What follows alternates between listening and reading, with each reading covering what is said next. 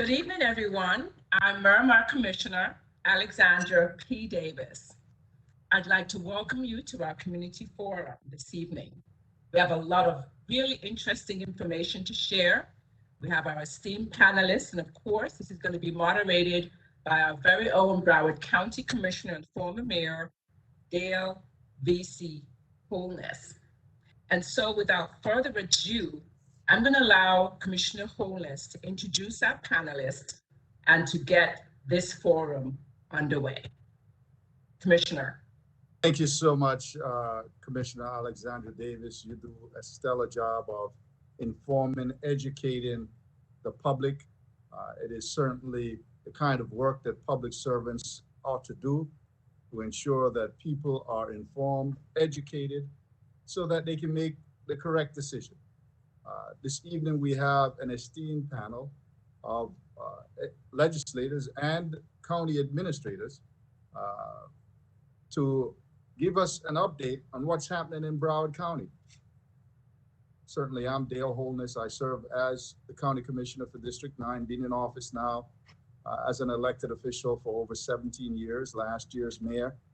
Together, we faced the pandemic and did pretty good in terms of dealing with it. No, we still must continue to ensure that we're protecting ourselves, our families, our friends, and our economy by taking the vaccine if you haven't done so yet, social distancing, wearing facial covering when you're within 10 feet of someone else, especially when you're indoors.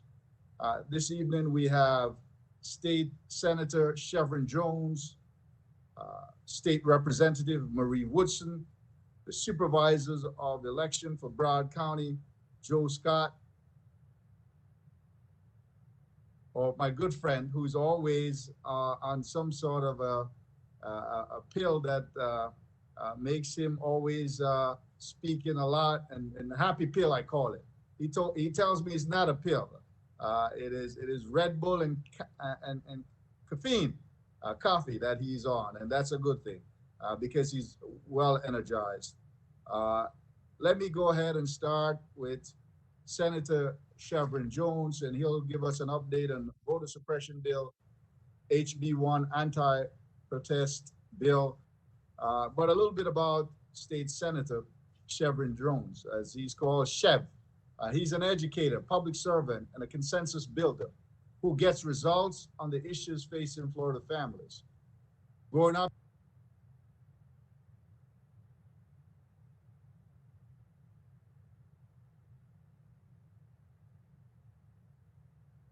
young age, the power of education equalizer, a foundation that drove Chevron into teaching to help students reach their fullest potential.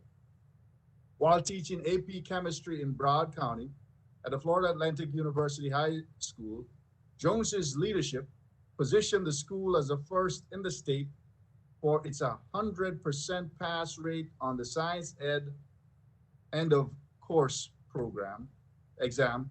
Jones went on to found LEAD, a Nation, a top software, the nonprofit organization committed to youth leadership, development, and social entrepreneurship training, and is now pursuing his PhD in educational leadership at Florida Atlantic University. Jones's first-hand look at the inequities in education and society at large propelled him to enter public service. In 2012, he was elected to the Florida House, championing meaningful bipartisan legislation, including 2 consecutive bills to secure dignity for incarcerated women, statewide expansion of clean syringe exchange program, safety and oversight for athletic coaches, for youth athletic teams, and ensuring transparency and accountability via police body cameras. Today, Jones proudly serves as Florida's 35th Senate District, which includes portions of Broward and Miami-Dade counties. Senator Jones served on President Barack Obama's College Promise Task Force and is an active member of the Alpha Phi Fraternity, Inc. Young Elected Officials Network, Leadership Florida Connect, Class of 32, Leadership Broad, Class 27, the Council of the state government's Tolls Fellowship Program and Millennial Action Projects, Florida's Future Caucus. Jones has received widespread recognition for his service, including acknowledgement as Florida Young Democrat of the Year, Broad Parent Teachers Association Legislator of the Year, Congressional Political Institute honoree, ICABA's 100 Most Accomplished Caribbean Americans, Gold Coast Magazine Top 40 Under 40, and Legacy Magazine South Florida's 50 Most Powerful and Influential Black Leaders. I had so much, Senator Jones. I know you're at a conference, so we'll go ahead and have you give us an update on voter suppression bill and HB1 anti-protest bill.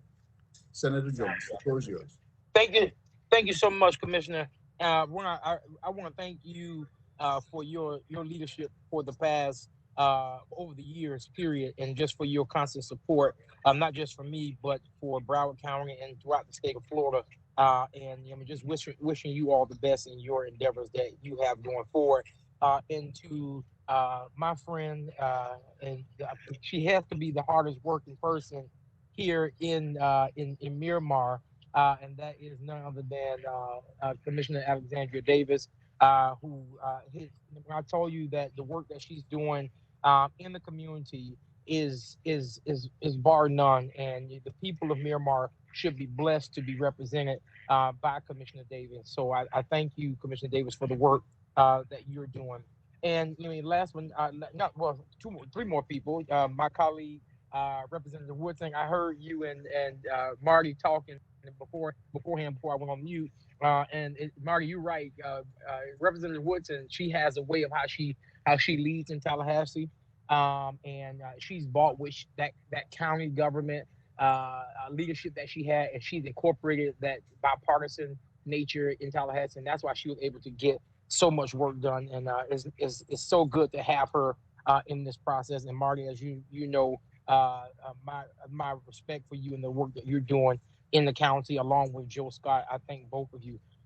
You all were very clear on what we were dealing with in Tallahassee in this past legislative session, which I have tend to call it the because they could legislative session, which is also a way to even say that. I mean, it was unfortunate that a lot of the bills that went forth, they were not beneficial, and actually they hurt communities like Miramar and communities like Miami Gardens and other areas where I represent that has a large African American population.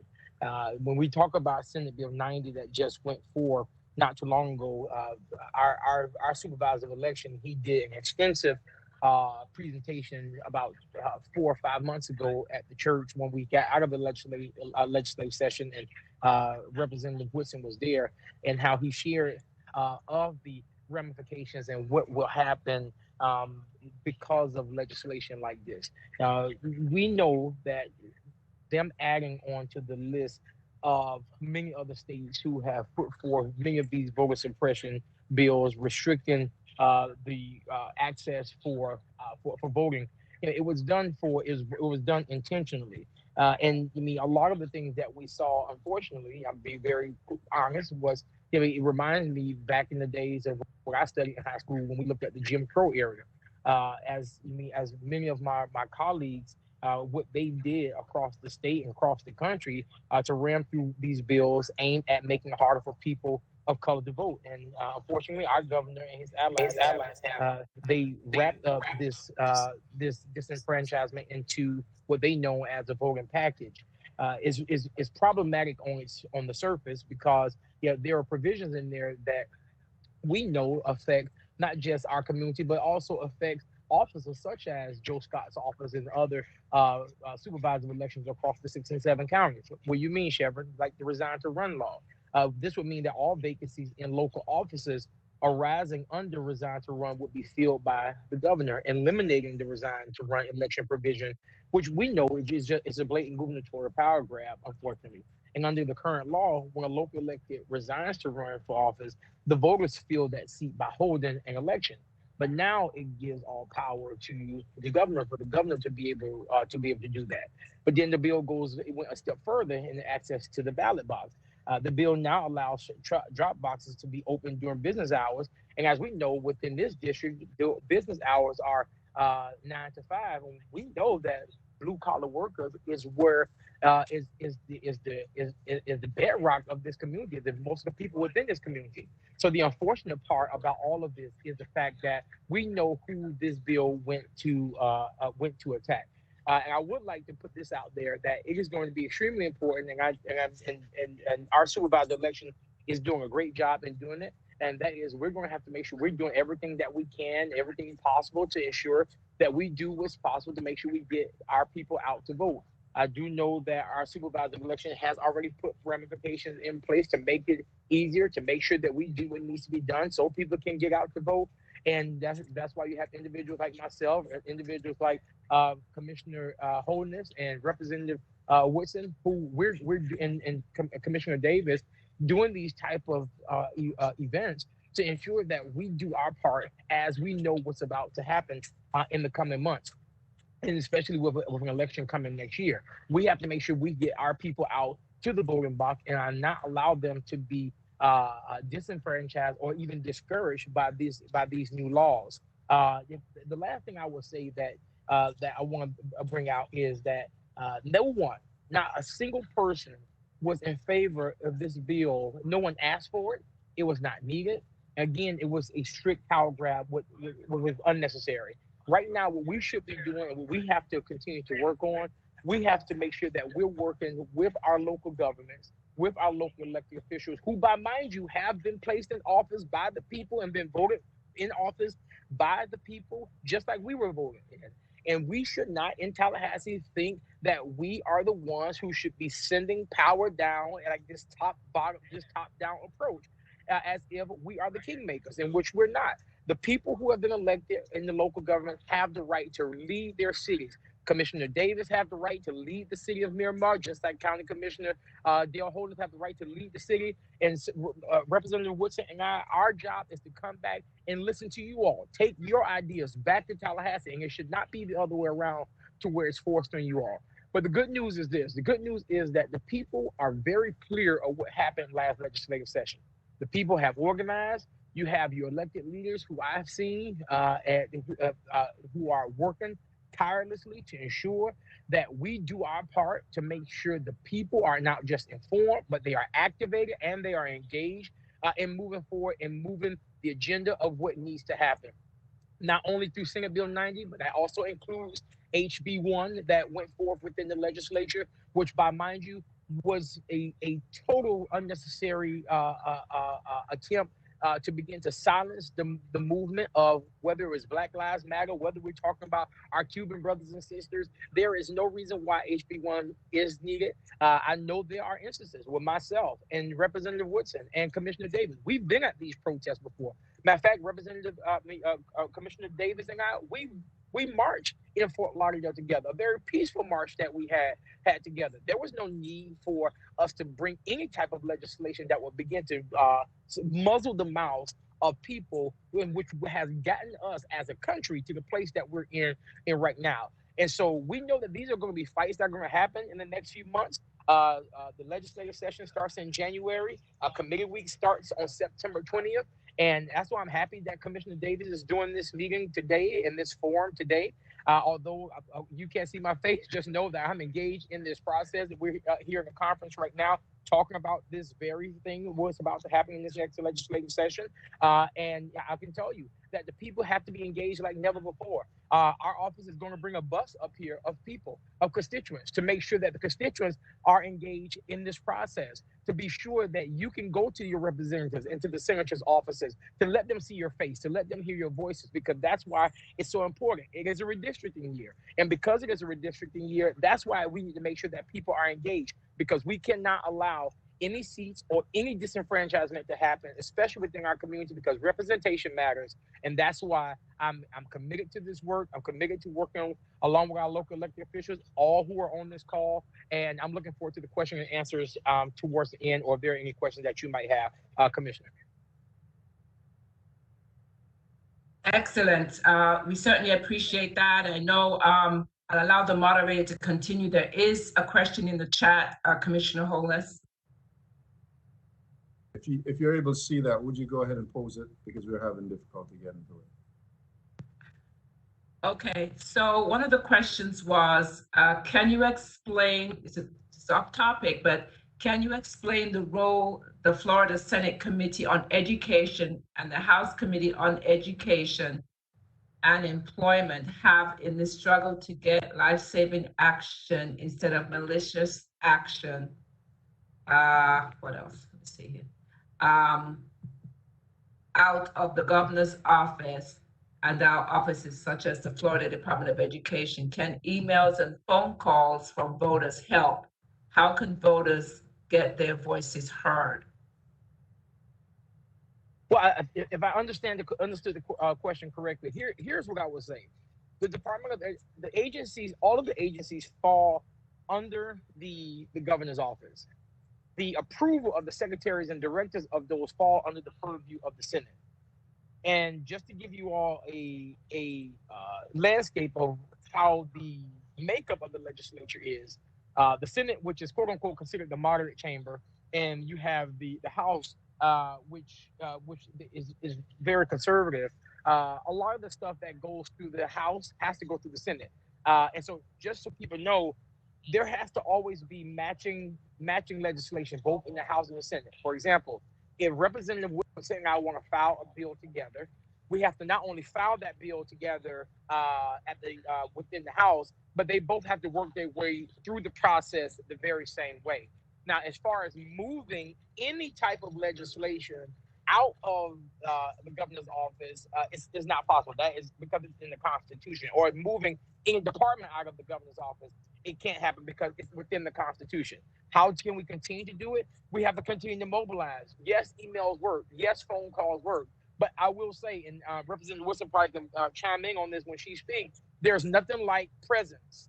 Coming to committee meetings. There's nothing like presence. Coming to our offices, speaking to us, having that face-to-face contact that can happen. My office is always open. We're meeting. And so if you call my office, I will meet with you. Or if I can't help you, my staff will make sure they do what needs to be done. But the only way we're going to begin to continue to change these things is we got to continue having things like this, what we're doing right now, and making sure people are informed, because people, they don't move if they're not informed. And so we have to continue mobilizing, and that's how we can continue making change. It's not going to be quick.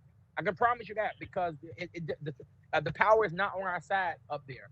But it can be incremental change that can happen if we're patient enough to work to make that happen. Great, thank you so much. Commissioner Holness? So one of the things that I pride myself on in living in this great country is that we have government that has checks and balances. And oftentimes when you say that, people think about the federal government with the three different branches, but there are other checks in place. The Constitution grants powers to the federal government. What's not in the Constitution goes to the state. The state constitution have powers granted to the state legislature and the governor. What's not there goes to local government. We've seen a serious erosion of what we refer to in local government as home rule. Now, what do you think we ought to do to end that removal of home rule, where the local people who are closest to their government through their state, their county, and their city officials, how do you think we should stop that erosion? And I know that you are more in favor of local government rule than you are of the state taking over and ruling. Should we consider a constitutional amendment that basically delineates the powers that the state can take from local government? Commissioner Holness, not only is that a good question, I think it is a perfect question that we need to ask more of. There are two things that I believe need to continue to happen for the respect of old home rule to happen. One, I believe that local governments need to start suing the state more, period. I'm gonna be extremely honest with you. And because you all should not be controlled by Tallahassee. I believe the courts especially within the local jurisdictions. I don't know what happens when it makes its way up the courts, but I believe that this local government should start suing the state government more to allow you all to run your cities the way they need to be run. The second one is through a constitutional amendment, which will take a little bit more time because there's a certain amount of signatures that you need to be able to bring it there. But yes, I think it can go one or two ways, and I also believe that that is a bipartisan manner to where you can go through the state talking about a constitutional amendment to allow cities to be able to gain continue to keep their local control. And Marty knows. Marty used to be in Tallahassee. There's nothing more annoying than seeing us in committee trying to take power away from local governments. It not only is it a slap in the face, it's totally disrespectful and disingenuous to the process. To sit there and say that Commissioner Davis doesn't know what she's doing, and so therefore we are the ones who know better, and so therefore we make the rules for her and her colleagues.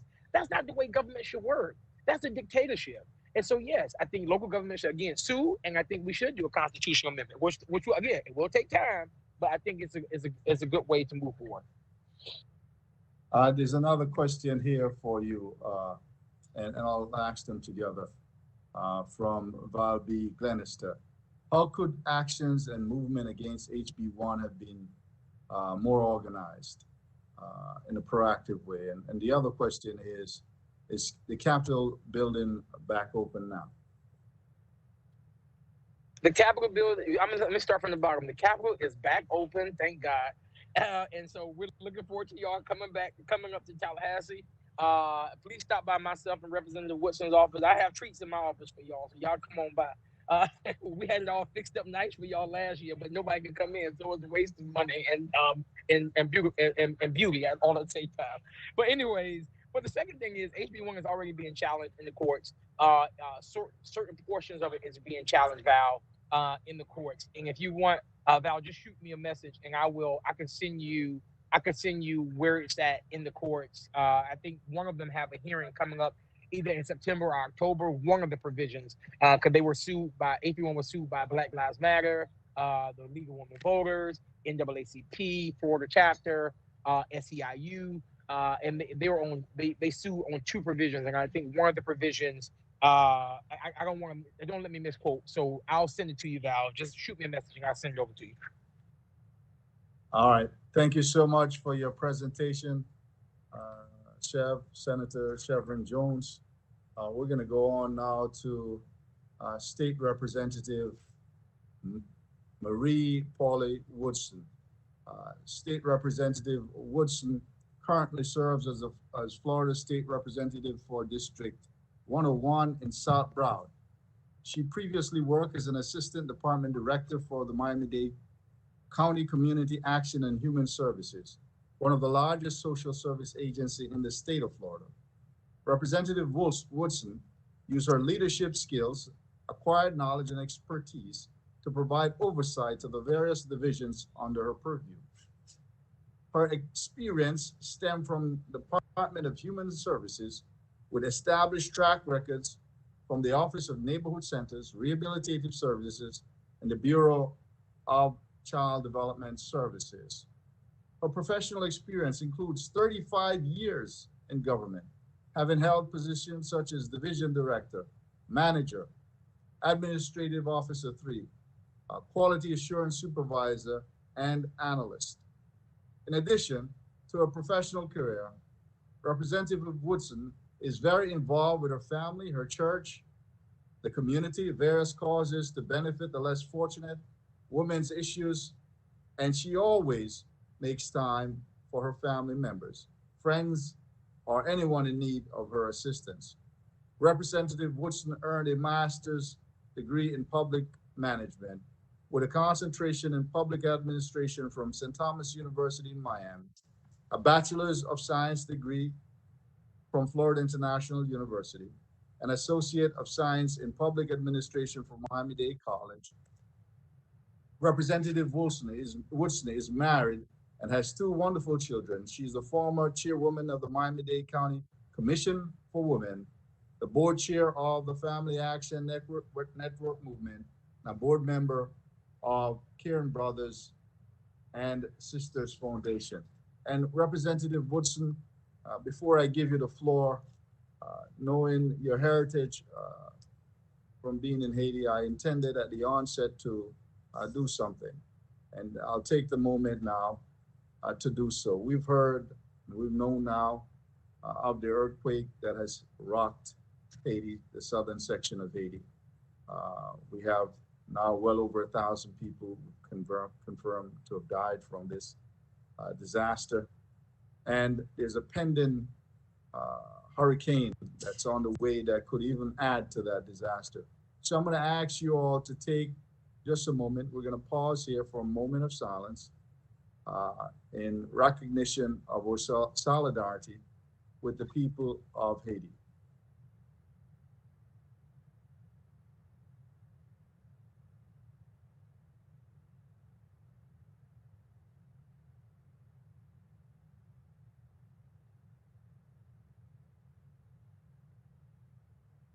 Thank you for allowing me to do this. Certainly, Haiti being one of our very close neighbors, with a large number of Haitian Americans here in South Florida and in the United States, Haiti has contributed in a positive way to development of America. Certainly, we must recognize the fact that Haitian forces helped our troops when we're fighting for independence in Savannah, Georgia, when our troops were pinned to the sea. They came and rescued our forces. The Louisiana lands were practically given to us as a result of Haiti's fight against Napoleon and the French and their defeat of the French. 35 cents an acre for land that includes 15 states. All are part of that, 15 states, and so much more. We must now do everything we can to help Haiti. I'll have an item going out that you'll see in my email. Most of you are in my email box. We have a ship that will be departing from Port Everglades this Thursday, taking medical supply and other items to help. We don't want to send stuff that is already in Haiti. Bottled water they can get in Haiti in abundance.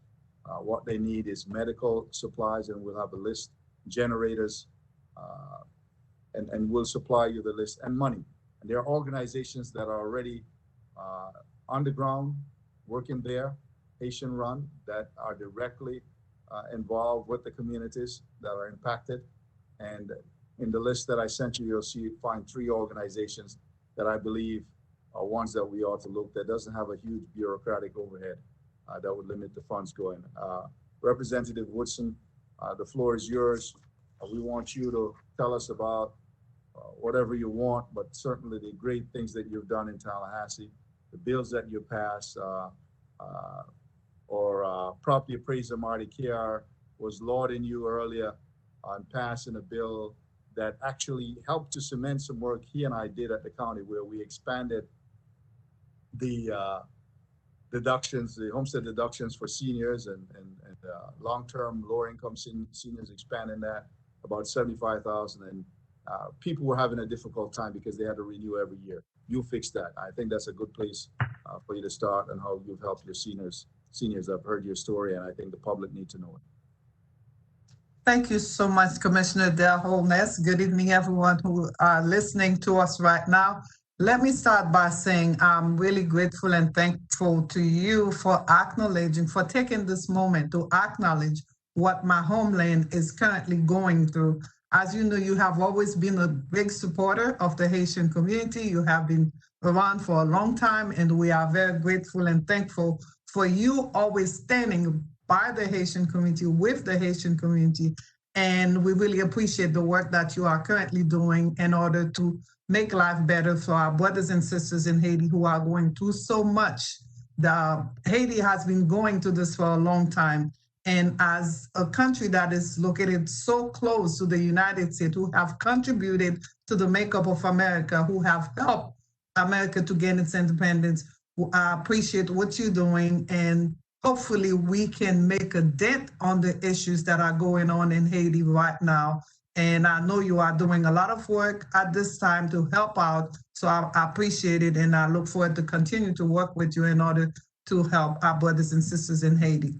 And thank you for the invitation, Commissioner Davis. I know you have been labeled as one of the hardest working commissioners in Miramar, and we all have to attest to that because I have been a witness of your work and I have worked alongside with you. And I really, really appreciate the work that you are doing and continue to do in order to elevate Miramar, which is one of our cities in Broward County. So thank you so much. I really appreciate this opportunity. And of course, to my Senator Chevron Jones, you all know I have some big shoes to fill. But one thing that I have to say about Senator Jones, not only he has laid the path for me, he took me under his wing when I went to Tallahassee, and he has really helped me to navigate my way around the system, showed me the way, and I'm grateful and thankful for him and his leadership as well, because not only he has helped me, he has helped so many others. And I hope I can continue to work very hard and continue to be under his guidance in order to be of service to the resident of District 101, and not only that, to the state of Florida as a whole. And Marty Kier, one of the best property appraisers office in the state of Florida. Let me tell you all something. If y'all don't know Marty, you all need to get to know Marty. Because of Marty, I was able to pass my first bills in the House of Representatives in the Florida legislature. Marty is someone who does not sleep whenever there's something to be done. Not only he's a great leader in his office, but he always makes the time for everybody else. Should you need his help, please feel free to reach out to the property appraiser, as he's one of a kind. Tell you that he is exceptional. So thank you, Marty, for what you do. And Joe Scott, who has proven himself already to be one of the best person that they could have elected to serve in the supervisors of election position. We are grateful for what you are doing, for what you continue to do, and we all here, we will help you however you can, however you want. We would be of assistance to you in order for you to really continue to make your office the best in Broward County. So I have so many people here that I'm grateful and thankful for, but let's start talking about what we need to talk about now, because I know I don't have all night. I could talk about you all over and over, but let me start by saying thank you for the opportunity again. And as a newbie going to Tallahassee, tell you the truth, I saw more than I expected to see. As Senator Jones mentioned, Tallahassee is not an easy territory to navigate. It's not an easy land to navigate. But when you have good people around you, like Senator Jones and so many others, it really makes it worthwhile. It was a lot for us to deal with during this first session. Not only we came from running our campaign, dealing with the pandemic, and going to Tallahassee where things were not the same as before. I was told that previously it used to be a lot better because people used to come to you, advocates used to come and talk to you and give you advice as to how to work those bills out. But this year we did not have that. Well, but we had great support, like I mentioned, from people like Commissioner Jones and so many others. Coming to Tallahassee, I was tasked with a mission to help and advocate for our seniors. As I mentioned to so many people, prior to me losing my dad about 7 months ago, my dad told me when I go to Tallahassee, make sure that I advocate for the seniors, I look out for the seniors, because he had a daughter like me who used to look out for him. As such, I was on a mission to really pass a bill to help the seniors. And because of that, I reached out to Marty's office and talked about this bill to Marty and said, Marty, I need you to help me to really guide me to the process in order to get this bill passed. Well, Marty did that and even more. I started working on my first bill, which is an additional homestead exemption for low-income seniors 65 and over. There was a process in place. However, the process was very cumbersome and kept a lot of the seniors from getting the exemption that they are supposed to get. Mind you, those seniors are living from paycheck to paycheck. They're trying to decide whether to buy the medication or to buy food. Because I know, you know, we are going to a pandemic and food was an item that a lot of seniors could not afford to get in the house. And Commissioner Davis can attest to that because she had a big food distribution program that I was able to work alongside her and provide some of the food to the community. And I'm thankful for that too, because you have helped a lot of seniors and people, families during the pandemic. So this bill, basically what this bill does, not only is simplify the process for the seniors, it makes it simpler and easier, user-friendly for the seniors to get this exemption. It was a labor of work or a labor of love going into it. And we were able to pass this bill in the state legislature as to where so many seniors throughout the state of Florida will benefit from this exemption. It's House Bill 597, and it simplified the process for seniors to get the exemption as to where they won't have to submit the paperwork on a yearly basis like they used to, but they will only submit the paperwork once they apply for the exemption for the first time. As well, it would alleviate the paperwork that Marty's office have to do, the paper that staff has to process, have to store, and also would alleviate the time that they would spend processing the applications. So it's a great bill for the seniors, and we were able to pass this bill. That was my first accomplishment in Tallahassee, passing this bill for the seniors. And most of the credits goes to Marty, like I mentioned, because he was able to provide me with the information that I needed. Yes, I did the work, but hey, we work on it together, and I hope we can continue to do all the work in order to make life better for our seniors. A second bill that I was able to pass has to do with divorcing parents of special need children. Now, you know, parents who are getting divorced, not only they are required to take a class from DCF, but the court has never taken into consideration special needs children, because if a regular child cannot handle a divorce, just think about the kids with special needs, how they are able to handle the divorce, because they're not taking into consideration the psychological, mental implications that the divorce has on the kids. So this bill would require that the parents of special needs children take a class where everything that has to do with this child would be discussed, and the work would be distributed among both parents, as opposed to one parent carrying the load of this child. So this bill is a very good bill. While we were working to get this bill placed on the agenda for the committees and also to the House floor, we couldn't get it done the way that we would want to. But there's a way in Tallahassee, if you can get a bill passed as a standalone bill, you can always have it amended into another bill, which you don't care who get the credits as long as your bill get passed. So we were able to pass this bill that would require that divorcing parents of special needs children take that class prior to the divorce being final. And as well, it would require of the courts to make sure that the parents have access to all the resources that are available in the community. So that was a second bill that we were able to pass. A third bill that we were able to pass, my colleague Dan Daly and myself, we had an idea from a school that is in my district. And basically what this bill requires, you know how a lot of kids who are facing, who are having problem with anxiety or mental health, sometimes they are not able to speak to a parent or a counselor, or sometimes they just they feel embarrassed or ashamed to talk to an adult or a counselor or a parent. This bill would require of the school system to put a crisis number in the back of the ID cards that they wear when they go to school. Should they be having any issues, anxiety, as I mentioned, mental health issues, they can reach out to that number and call the crisis number, where they would get the help that they need. And then they would coordinate later with whoever needs to be involved, such as parents and anybody else in the process. So it was a great year, even though we had faced a lot of challenges in Tallahassee. But as a freshman, like they call us, Senator Jones know that we are called freshmen on our first year. And as a freshman, I was able to work with my colleagues and pass those 3 bills.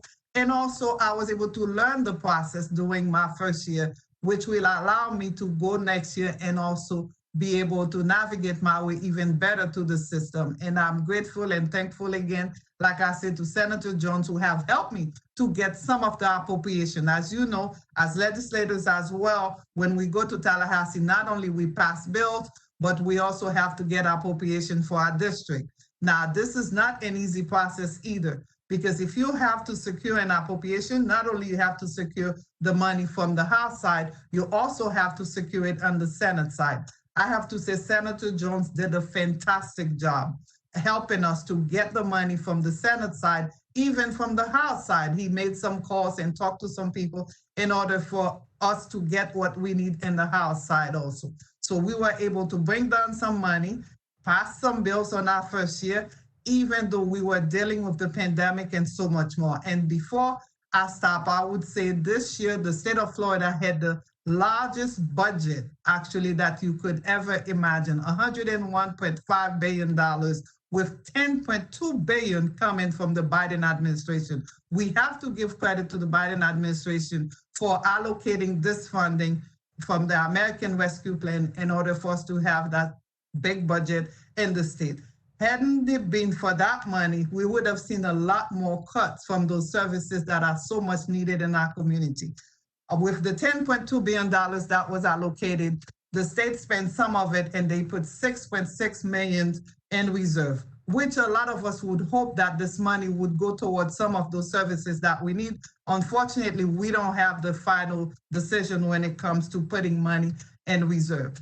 A lot of the money, the $101.5 billion that I mentioned, 750 million of it went to the maintenance of construction projects for school, colleges, and universities. Some of the federal budget were used to pay for 1 million Floridians who joined the state Medicaid program during the pandemic. Some direct payments as well went to teachers, police officers, firefighters, $1,000. It was just a bonus. It wasn't a raise, which we would rather see more of a raise to benefit those families. Some state employees as well, they receive a little raise to comply with the minimum wage requirements. A lot of the state employees were not making $13 now, as we saw as we working toward the minimum wage of $15.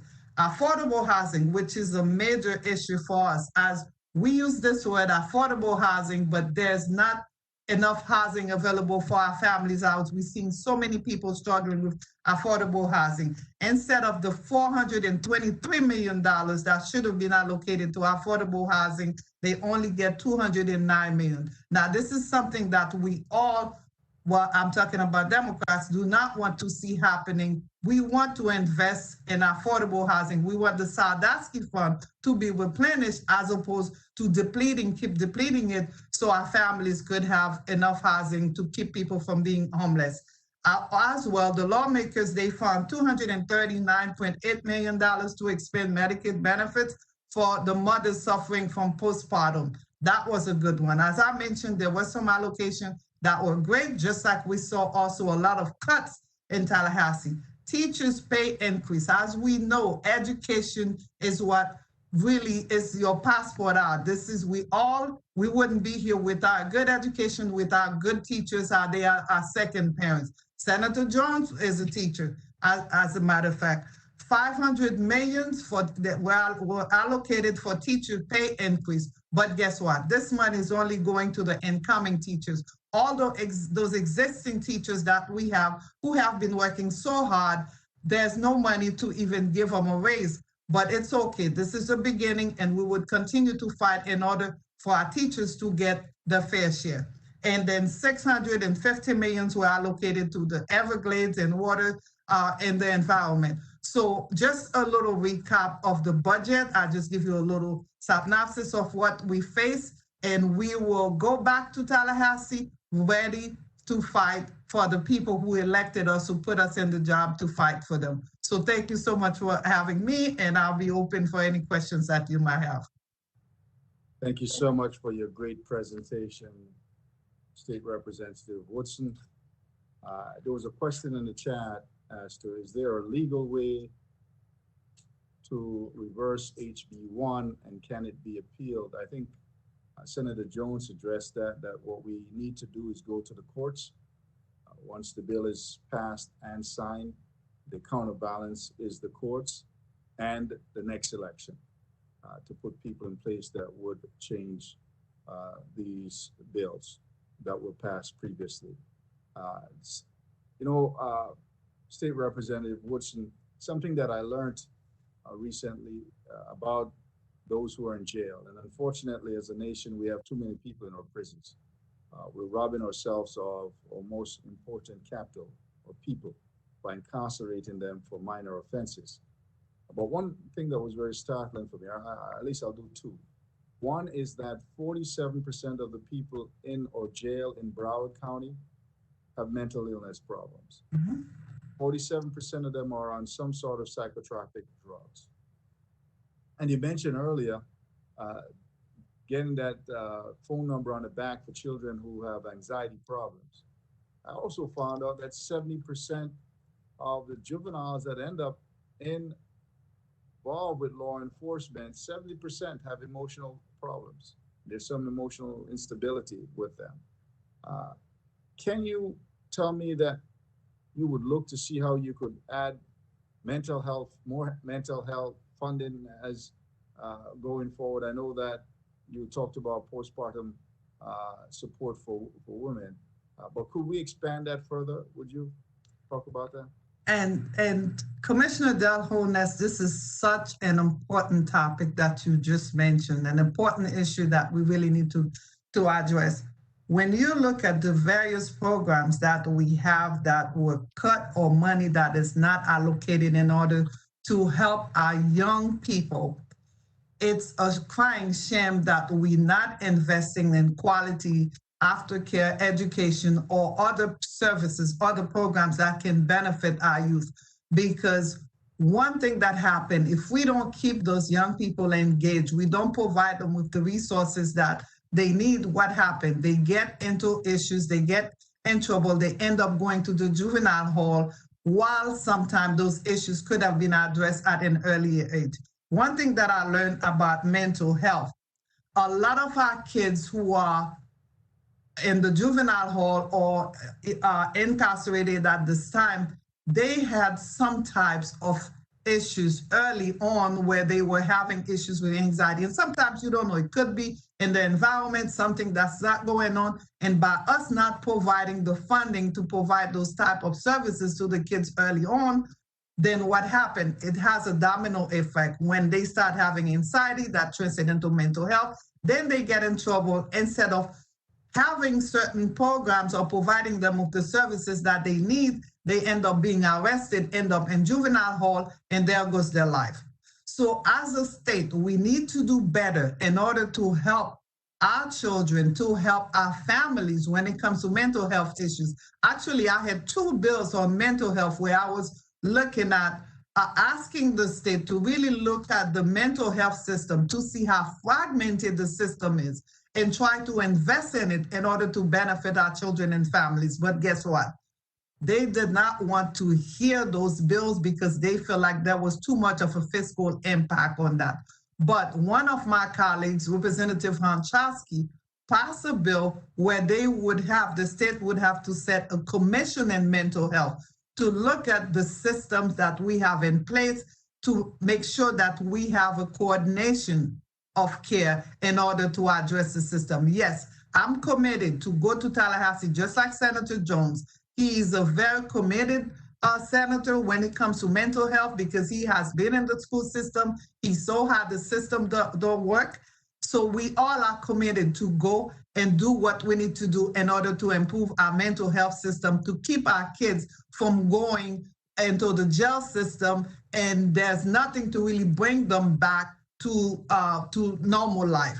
So I agree with you 100%. We will do our very best to not only push legislation to address these issues, but also to allocate the funding in order to have programs to deal with those issues on the front end, as opposed to the state have to pay more money later into not having our kids incarcerated.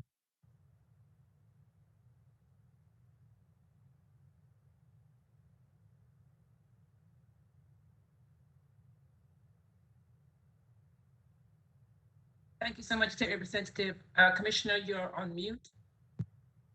Much for alerting me to that. We have our next panelist. Thank you so much, Representative Woodson, for your great presentation. The next person we have on our panel is Broward County Supervisor of Elections, Mr. Joe Jose Scott. Mr. Scott is a friend. He's blazing a trail as our new Supervisor of Elections, doing a great job. And I have a quote from him. John Lewis said, "We must ensure every vote and every voter counts." It is Joe Scott's passion to ensure this American fundamental principle, to ensure that all eligible voters are able to vote, whether they are natural born, naturalized, or returning citizens, regardless of party affiliation or background. He cares deeply about electoral accuracy and reform, the elimination of administrative obstacles and intimidation tactics that historically has created and perpetuated voter suppression and transparency for accountability in government at every operating level. Protecting our democracy and dedication to national service is in his DNA. Joe's grandma, Carrie, was the first Black woman to vote in Wilcox County, Alabama.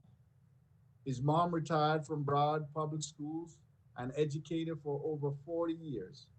His dad is a retired Army sergeant, major, and disabled veteran. His wife of 16 years is an Army veteran and nurse anesthetist who serves Broward hospitals in the face of the COVID-19 pandemic threat. Joe graduated from West Point and was awarded the Bronze Star as an Army captain and combat leader in Iraq.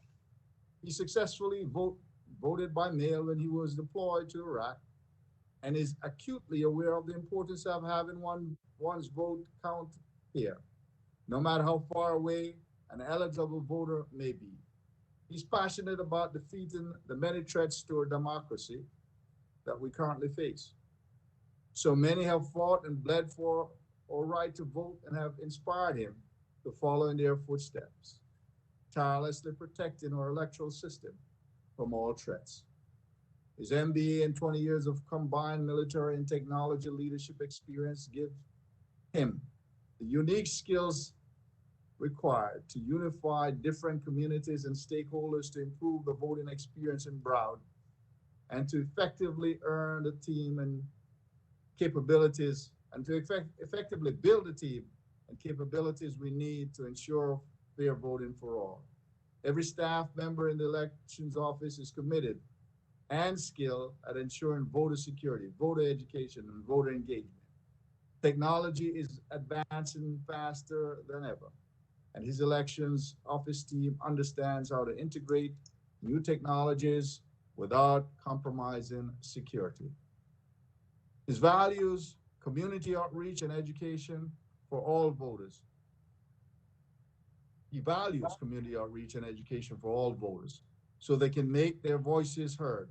As President Obama said, we cannot treat voting as an errand to run if we have some time. We have to treat it as the most important action we can take on behalf of our democracy. He encourages your exploration of the evolving SOE websites, and it is evolving. Each time I go, something's new there, Joe. And welcome your feedback, and I do give him my feedback. Always inspired by John Lewis' call to action.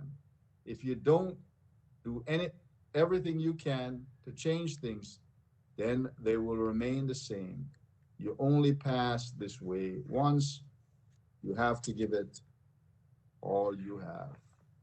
Joe Scott gives it all he has, whether he was on the front line serving to defend our country in Iraq or here on the front line for education. Mr. Scott is going to give us some updates on the special elections, redistricting.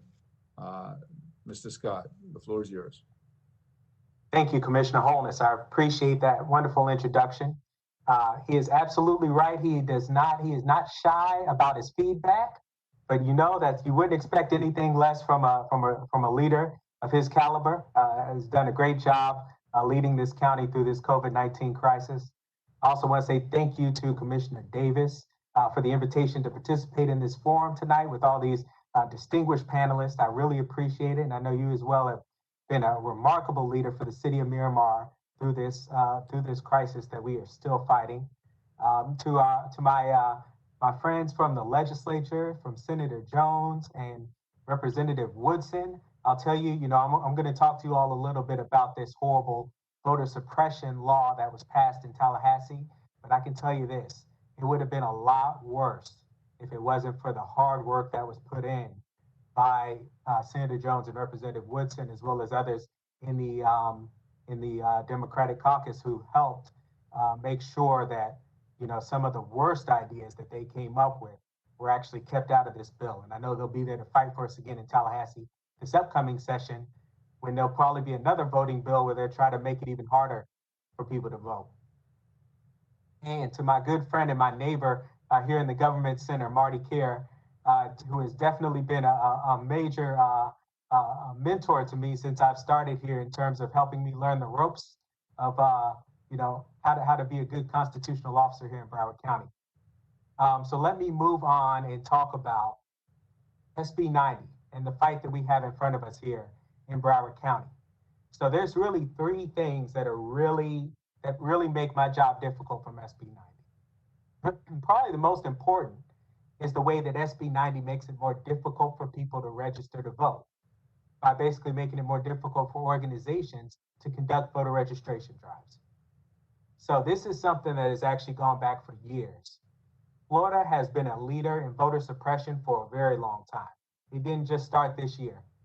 But when Florida first created these, what's called third-party registration organizations, the whole point of that was to make it harder for people to register to vote by making it harder to have a voter registration drive.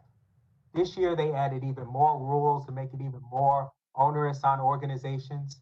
And one thing that we're doing here in Broward County is that we've created a new voter registration application, a new tool for organizations to use when they go out and do voter registration activities out in the community.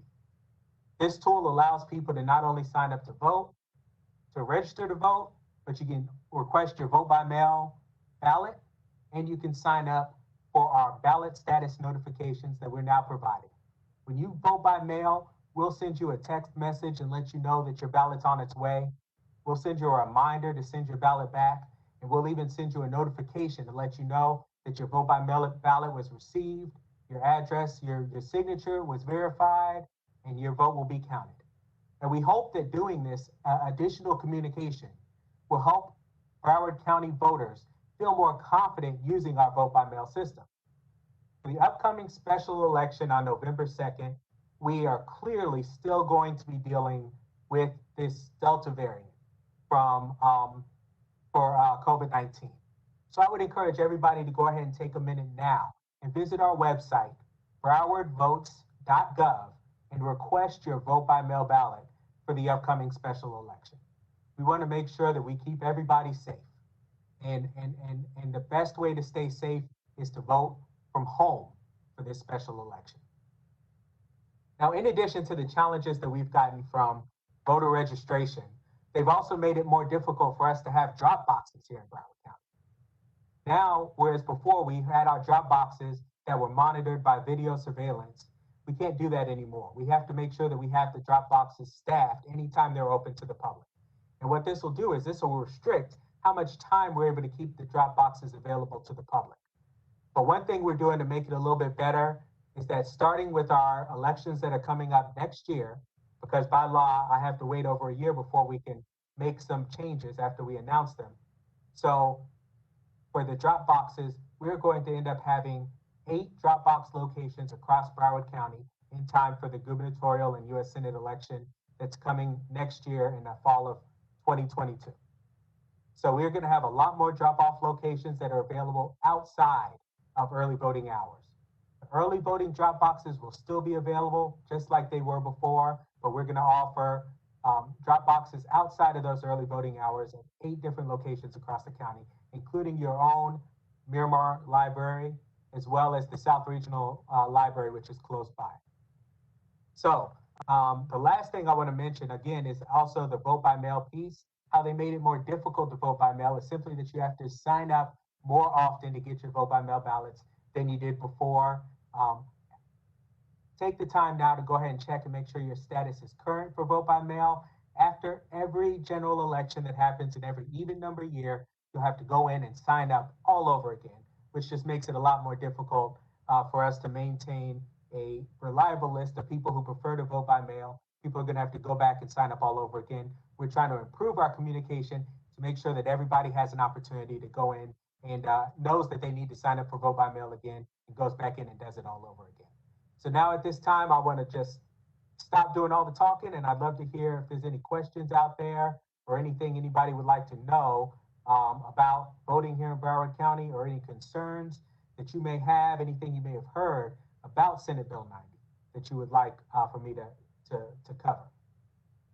Thank you so very much, Supervisor of Elections Joe Jose Scott. Mr. Scott, I know that you designed a new voter registration form that also has a vote by mail request and the possibility for someone to change their party affiliation on that very form. Can you tell us a little more about that and how that works? Yeah, absolutely. You know, so one of the things that we're doing with this form is making sure that people are aware of the fact that Florida is a closed primary state.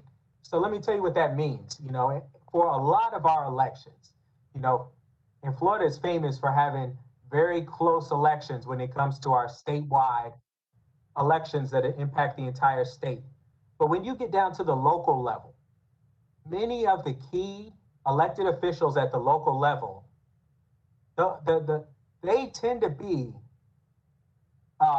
very decisive. The primary elections end up being critically important in terms of deciding who is ultimately going to serve in those local positions. So one of the things that we're trying to do, and we're trying to get people to understand, is that you need to consider very closely if you want to be an MPA and exclude yourself from participating in those primary elections, or if you would rather register with a party so that you can take place in those critically important elections and help decide who those critical leaders are in your own community. Joe, there's a question as to any update on redistricting and the census numbers? Yeah, absolutely. So the census numbers have come out. Now, I'll tell you, I'm really concerned about redistricting this year, because we actually have part of our redistricting is done locally here in terms of deciding the county commission districts, the school board districts, your city. In some cities, you have single member districts that the lines will be drawn by local officials here at the county city level. But then the state legislature has the ability, or what they'll be doing this fall and early next year, is they'll be redrawing the lines for all of the US congressional seats, as well as the state Senate seats and the state House seats. Now, the reason this is a problem right now is that we actually have three of our legislators from Black communities here in South Florida, one state senator and two state representatives, who are resigning to run for Congress.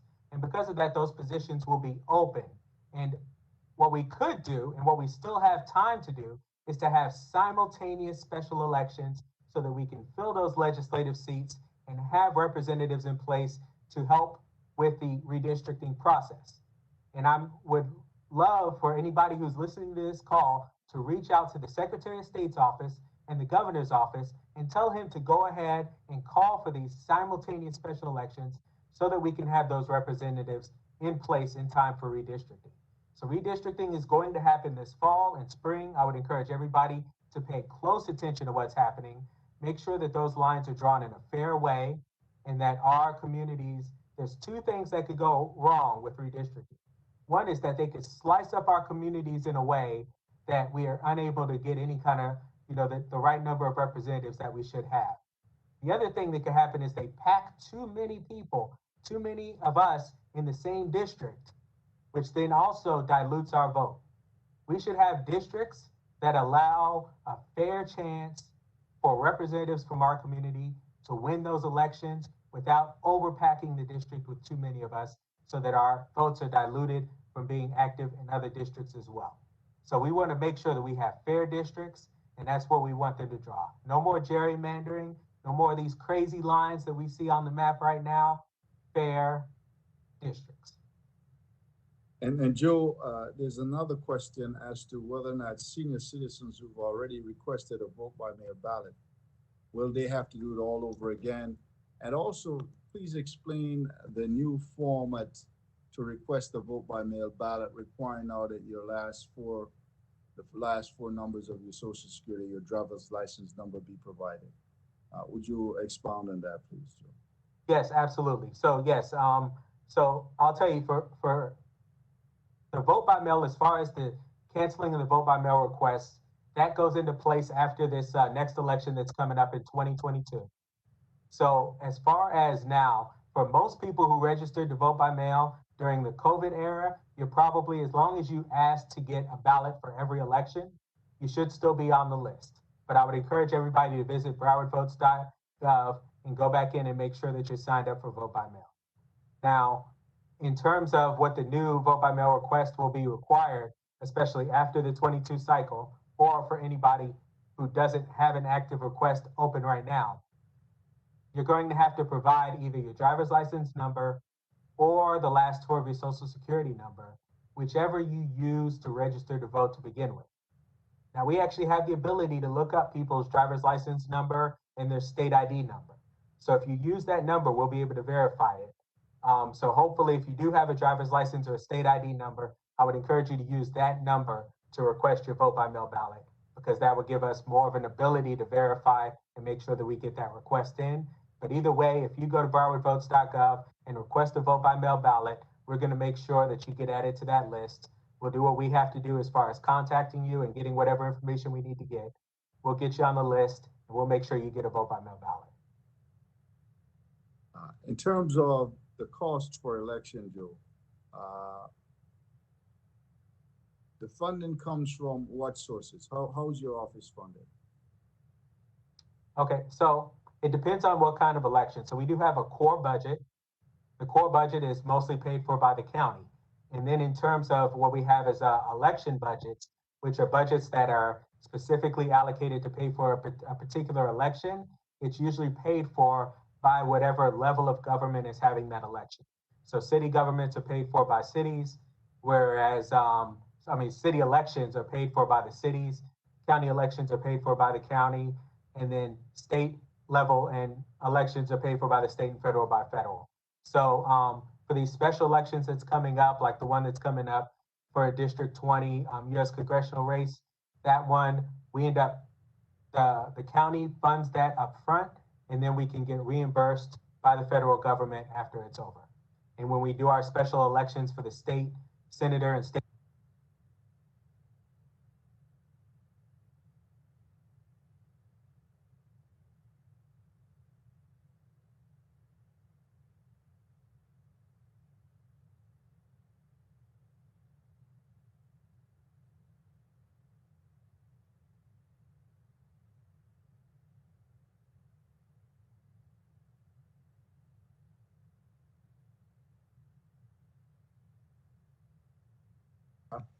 serves as Broward County property appraiser. Prior to his time as a Broward County property appraiser, he also served on Broward County commissions and in the state legislature. Marty is a lifelong Broward County resident, having been born and educated in Broward County. His roots run deep in this community. After completing high school, Marty earned his Bachelor's of Arts degree from Palm Beach Atlantic University and went on to graduate magna cum laude from Nova Southeastern University with his Juris Doctorate. His path to public service began when he was appointed to the Town of Davie School Advisory Board, Town of Davie Airport Advisory Board, and the Broward County Housing and Finance Authority. Marty went on to serve as Assistant Town Attorney and Assistant Municipal Prosecutor for the Town of Davie. In 2006, Marty was elected to the Florida House of Representatives uh, and re-elected in 2008 and 2010. Continuing his public service, Marty was elected to the Broward County Commission in 2012, representing District 1. During his tenure on the Broward County Commission, he was honored to be selected by Spears to serve as Vice Mayor and Mayor of Broward County. Marty took office as a Broward County appraiser on January 3rd, 2017, having been elected unopposed.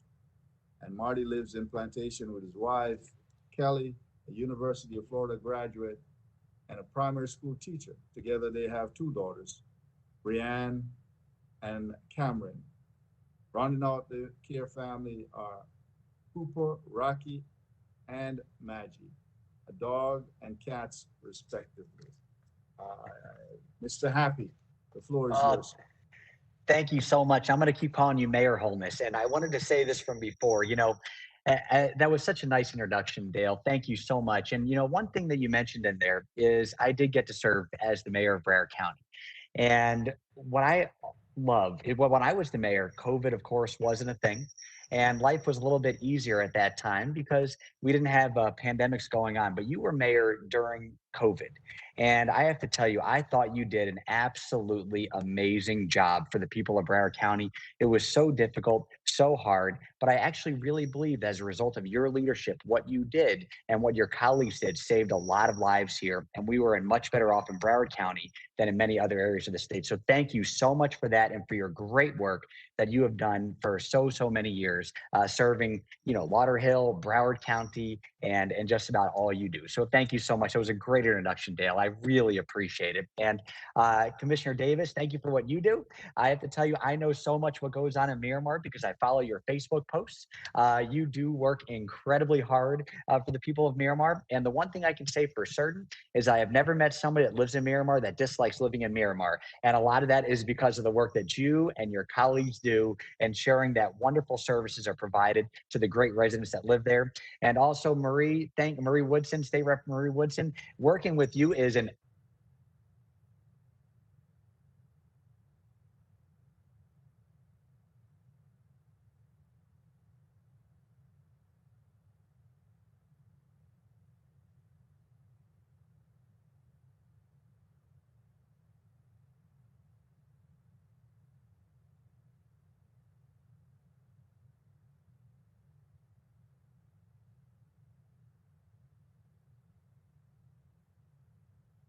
has fought so hard. And Chevron, out of all the jobs you've had, I want to thank you for all of them, but in particular for teaching and inspiring young minds. I think that's an awesome thing. And finally, I just want to thank Joe Scott for the work he has done. I have to say it is really nice to have somebody as the supervisor of elections that has a strong voice and stands up and basically calls out the bad things that some of the people up in power are trying to do to prevent other people from voting. And I love the fact that you're taking so many great precautions for our community so that we can combat some of those terrible policies coming out of the legislature that they passed. So thank you, Joe, for the great work you're doing, and thank you for serving our country. With that said, I promise I won't talk for too long. I did have a lot of coffee today, about 5 Red Bulls, 2 coffees, and just 1 Diet Coke, so it wasn't that bad. But there are a few things I was just hoping to quickly talk about for the people of Miramar that I think would be very helpful. I wanted to quickly touch on the trim notice that is going out right now for everybody. And also I wanted to talk about Owner Alert, which is a great program designed to protect homeowners and property owners from property fraud. But first, the trim notice. There are a few main functions to the Broward County Property Appraiser Office. The first function is we determine the value of every piece of property in Broward County, whether it's residential, commercial, tangible personal property, or centrally assessed property, which are railroads.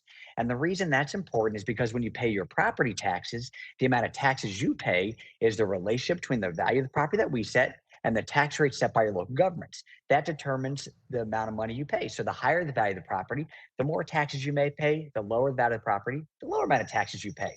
So what we want to do is make sure we get it right. And right now, every single Broward County property owner is getting in the mail their trim notice. That's this document right here. It is the truth and millage notice. It's not a tax bill. but it's basically a document so you can make sure that when your real tax bill comes out in November, that it's accurate and correct. And here's what the trim notice says. It shows the value of your property for tax purposes. It shows all the exemptions, tax saving exemptions you're currently getting. It shows the proposed tax rates all of your local governments are thinking about setting, whether it's the City of Miramar or the County Commission or the school board. And it also shows the date and time that your local governments are going to be discussing those tax rates so you can make your voice heard as to whether or not you agree with the tax rates they're thinking about setting or if you have any concerns. And believe me when I tell you this, your commissioners, your elected officials, they want to know.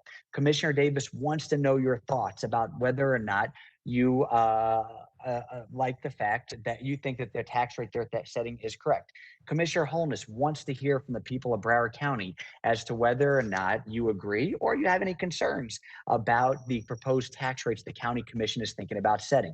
And so that's why, please, when you get this, if you have any concern about the value of your property or you're not getting every tax saving exemption you're entitled to, please, you have till September 20th to contact me, to call me, to email me. We'll go through it together. And if we could adjust your value, we will. And if you are entitled to any tax saving exemption, whether it's a homestead exemption, a senior exemption, a widow or a widower's exemption, a veteran's exemption, we have till September 20th to apply it so that they'll all be reflected in your November tax bill. And again, if you have any concerns or if you agree with the tax rates that your local governments are thinking about setting, please attend the budget hearings that are listed within the trim notice so you can make your voice heard. The second thing I wanted to quickly talk about was the Owner Alert program that our office has recently set up. And Owner Alert is a program that we designed to help protect people from property fraud. And unfortunately, South Florida is the title fraud capital of the world. You have some, I just think, terrible, disingenuous, horrible people out there who do terrible things to people's property. And here's what they do. The recording divisions for every single county within the state of Florida has a ministerial duty. They have to accept whatever document is filed with them and they can't verify it. So it's basically they have to accept it. So what happens is you have people who file fake deeds on people's property. And then they take that fake deed and they try to extort people for money or even mortgage, rent, or even sell their property. And let me give you a couple examples. Just in Broward County, there was a guy who filed a fake deed on a 95-year-old's property. He then took that deed and he went to the 95-year-old's home and he said, "Hey, I own your property now. Give me $5,000 and I'll make this right." And he got scared and he gave him the money. It was terrible. What they also do is they're so sophisticated that a lot of times they'll go through people's social media accounts and they'll know when you're on an extended vacation. And then what they'll do is they'll go and file a fake deed and they'll try to mortgage, rent, or even sell your property. And what occurs is ultimately you're going to get the property back. But by the time you do, your title will be clouded and you'll probably have spent many thousands of dollars, possibly in attorney's fees, trying to clear your title. So we developed, I think, a great program designed to protect people from that type of title fraud. And we developed it in-house by our IT director is a great guy. His name is Brian Allen. He did it all on his own. He is brilliant. If anybody out there has an IT department, please do not steal him from me. I think he does a great job. And it was free to the public. And here's the way it works. If you go to our website, or if you go to web.bcpa.net/owner alert, then you can open it up. And what it'll ask you is your name. And then it'll also ask you for your property ID number, which you can grab from our website, and your email address. And if we have your email address on file, you're automatically verified. If we don't, we ask for your driver's license information or your Florida ID card. If you have that, you'll be verified. If you don't have that, there are other ways you can get verified as well. And once you're verified, you will then be notified anytime any document is filed changing ownership on your property. So you can fight the fraud before the fraud occurs. To give you an idea, over the last few months, we've had about 119,000 Broward County property owners sign up for our owner alert system. And my goal is to get every single Broward County property owner to sign up because this is a great free program to the public that's really designed to protect your most important asset, which is your home. With that said, I can go on and on forever. I just appreciate so much Commissioner Davis and Mayor Holness for giving me the opportunity to say a few words. Is there any questions that anybody has? Well, I thank you so much, Marty. I know Dale had to pop off, but Oh, a couple of questions. sure. One is to do with one of the things that I brought forth in the city of Miramar. It's the question I have for you. With seniors who have been in their home for over 25 years Yes. and have a certain income threshold and of a certain age, Yes. do they still have to reapply every year, or was that covered under the law? That is such a fabulous question. And by the way, Commissioner Davis, thank you so much for bringing that. You know, and also if Commissioner Holness is also listening, I want to thank him for bringing this on the county level as well. And just real fast to let the residents of Miramar really understand what this big exemption is. There's a few senior exemptions. The first exemption is like an additional homestead exemption. And the way that you get it is if you're 65 or older, you made under last year $30,100, then you basically get an additional homestead exemption on top of what you currently have. That could be another $400, possibly $500 a year in savings. It's a pretty big savings. But Commissioner Davis went one step farther, and I think it's a great thing. And so did Commissioner Holness. They adopted in both in the county and in the city of Miramar what's called the long-term senior exemption. And what that basically means, if you're 65 or older, last year, for example, you made under $30,100, and the value of your home is under 250,000, and you've been in your home for 25 years or more, you're fully exempt from paying both the county and the city portion of the tax bill. That's almost 2/3 of your tax bill wiped out. And what I love about this is there aren't a humongous amount of seniors that qualify for this. So the burden on local governments when it comes to the loss of revenue is not great.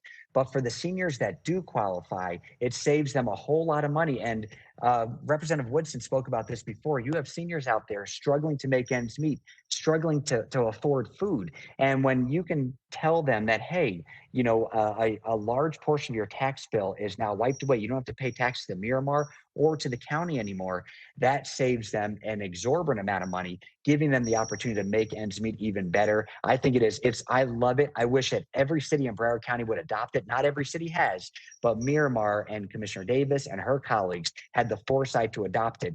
And to answer your question, and I know there's a long-winded answer, I do apologize about that. Commissioner or Representative Woodson's bill is incredible, and it would apply to these long-term seniors. So for everybody out there right now, this year, the bill has not yet taken effect, and that's just because it just works that way. The effective date is to start next year. So right now, every senior in Miramar that currently qualifies for any senior exemption, you must reapply to our office by September 20th of this year if you had it the year before.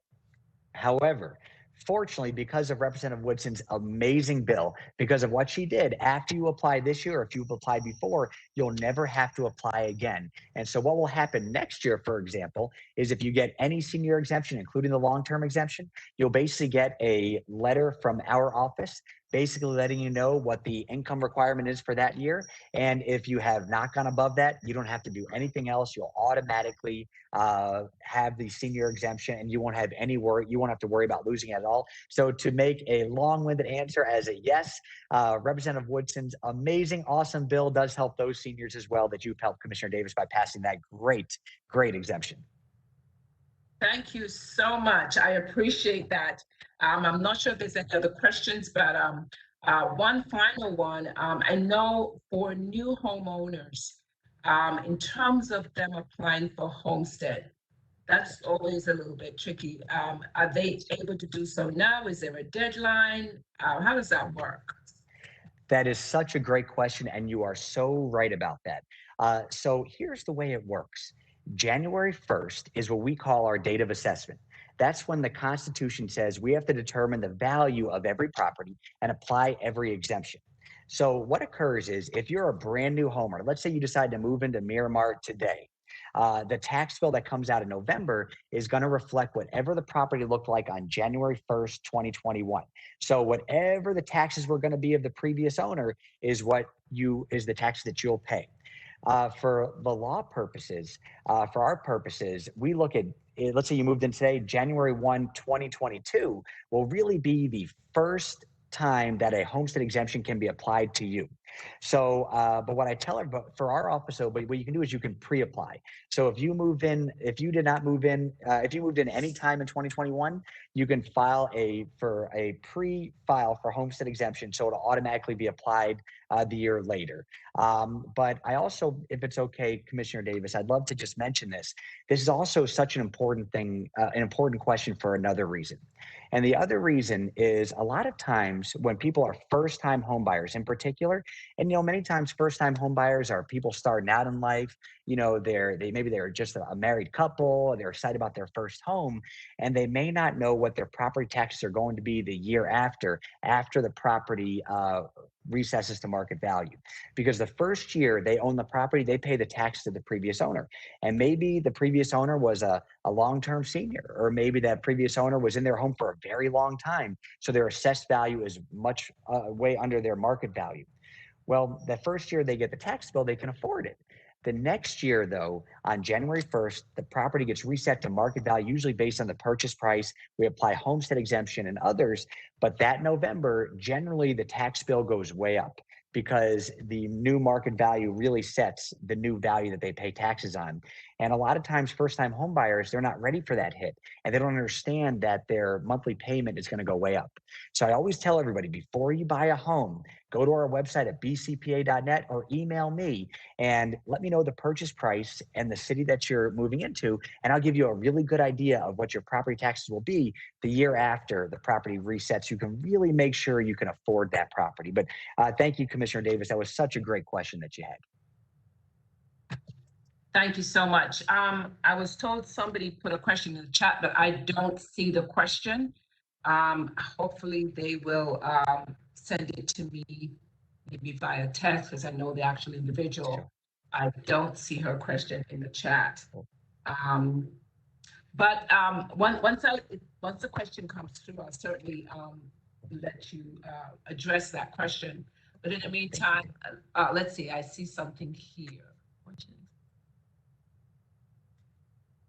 What should I expect? Okay, first, there's a couple of questions. What should I expect to read in the header of a warning email from the property appraiser's office? I'm not sure what that is. Oh, I think I understand the question. So I think the question is about our owner alert program. And I think what the person had asked was, if would they sign up for owner alert, or if they have signed up for owner alert, what should they be on the lookout for? So what will occur is as soon as a document changing ownership is filed on your property, and it could be legitimate, maybe you know about it, or maybe it won't be, and then you'll be able to fight the fraud. You'll automatically get an email from me, and they'll be basically from Marty Kerr, Broward County Property Appraiser. You'll know it's right from us. And then within it, they'll talk about basically change of ownership document filed on your property. And then in the email itself, it'll basically let you know that a document changing ownership has been filed in your property. It'll talk about if it's not a legitimate document, if you didn't do it. It also has in there the steps that you can take in order to protect yourself, so you can fight the fraud before the fraud occurs, and also to give law enforcement the opportunity to be able to to take any criminal action that they need against any person trying to defraud you of your property. And I think that's what the question was about, Commissioner Davis. Thank you so much. And a final question here. How does a senior apply for the exemption from the city and state tax? I guess maybe county tax. I'm not sure which ones. Oh yeah, that is such a great question. So it would be for the senior exemption. And again, to qualify, there are a few different senior exemptions. The first is you have to be 65 or older. Each year the income changes. Last year it was, well, for this year it's $30,100. So if the income you made last year in 2020 was under $30,100, then you'll qualify. And by the way, if you file income taxes, then Social Security counts. If you don't file income taxes, and many of our seniors don't, Social Security doesn't count. So if you do file income taxes, you have to look at the gross income line of your income tax statement. I can't remember, I think it may be line 7. I can't remember which line. If that's under $30,100, then you'll qualify. And so here's how you can sign up. Just go to our website at bcpa.net. And all you have to do, if you go to BCPA, so Broward County Property Appraiser, bcpa.net, go on there, click on exemptions, click on senior exemption, and then the form is right there. And it'll show you exactly how to sign up, what you have to upload. And if you're having any issues whatsoever, please email me. My email is martykiar@bcpa.net. That's martykiar@bcpa.net. Or call me at 954-357-6930. And you can actually go to bcpa.net and get all that as well. But going right onto there, you can easily apply. Perfect. Thank you so much. And as we're about to wrap up, I don't see any other questions, but I'd like to thank all of our panelists. And just for our viewers, if you know someone who could use this information, this will be seen on our Miramar TV, which will be on MiramarFL.gov. We will also replay this on our Comcast channel, which is channel 78 on Comcast. And so this will be repeated on our Comcast channel and also on Miramar TV, so that folks who have missed this very informative session will be able to get the information. So once again, I'd like to thank all of our panelists, thank all those who asked questions, those who are watching live, those who came on the WebEx. We certainly appreciate you. And we're ending a little ahead of schedule, but we've got all the information we need to go forward and to ensure that our community knows what's going on, from Tallahassee to the county, right down to local government. And we certainly, again, thank you for your participation. Any closing words from anyone? I just want to thank you so much, Commissioner Davis and Commissioner Holness, Representative Woodson, Senator Jones, and my fabulous, again, neighbor in the Governmental Center, Joe Scott, for the great work that you all do for the people of our community. Thank you for having us on. Thank you so for having much. us, Commissioner. Really appreciate your time and the residents of Miramar. And I echo the sentiment of every single one person on this panel. This was such a great panel that you put together, Commissioner Davis. We appreciate you, and to everyone on the screen, thank you for what you do. I appreciate you, and I look forward to continue to work with you for the benefit of our residents. Marty, thank you again. Thank you. I can never thank you enough for allowing me to pass my first bill. And Senator Jones, I look forward to your guidance as well. Continued guidance in the state legislature. Commissioner Davis, thank you. I appreciate you. Great job, my sister. Looking forward to better days ahead. Thank you. Thank you. Ditto to all of that, but also big thank you to the residents of Miramar who have the engagement to come on and learn about these community issues and take this back out and tell your neighbors and tell everybody, you know, about all these issues and things that we need to be fighting for. Yes. Thank you again so much. Take care and have a pleasant rest of your evening. Take care. Bye, everybody. Take care. Thanks.